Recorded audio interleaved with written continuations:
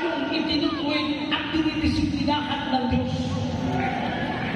Kaya ngayon ang panalangin ko Panginoon, hindi mo lang basta disiplinahin. Sa panahon na itinutuwid mo kami, kasama ang malakas na konviksyon. Kasi mas maganda na ituwid mo na kami ngayon, na maliit pa yung pagkukulang namin, kaysa naman ituwid mo kami, kaysa lumala na yung kasalanan namin. At kung itinuwid mo na kami, then ang lala yung kasalanan namin.